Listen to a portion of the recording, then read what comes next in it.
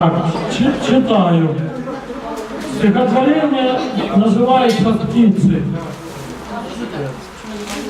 За окошком осень золотая, вся в цвету, прекрасной желтизны, из деревьев листья опадая, пролежат до самой до весны.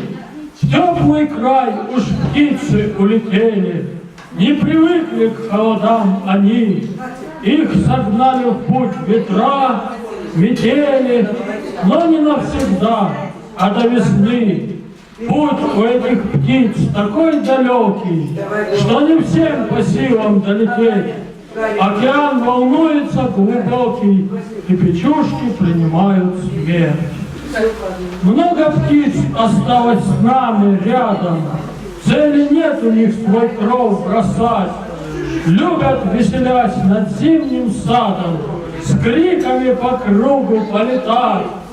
Вот насыплю я зерна кормушку, чтобы птичкам было что клевать, и водичка в неглубокой кружке, и готов синичкам сало шмать.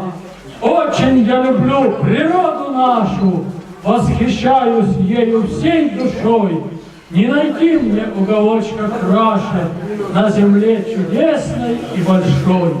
Благодарю за внимание. Автор я.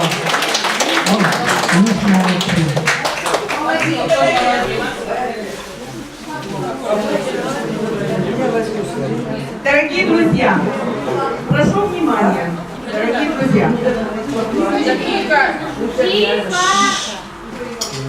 Я обращаюсь к вам и каждому, потому что в основном, как бы вы как семья, не каждый может еще по состоянию здоровья быть на мероприятии.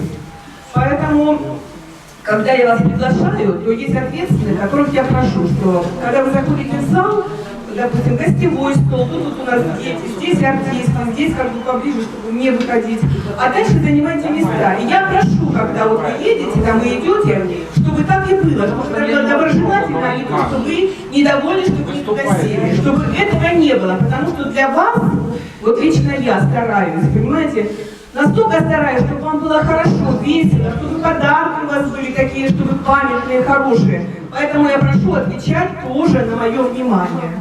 Не было, чтобы никаких обид на будущее.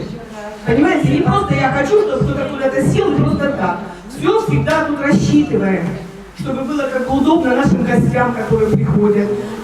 И, вы уже тут как свои, поэтому где вы сядете, это уже, я думаю, не так важно для вас. Все понятно, да? Все, спасибо.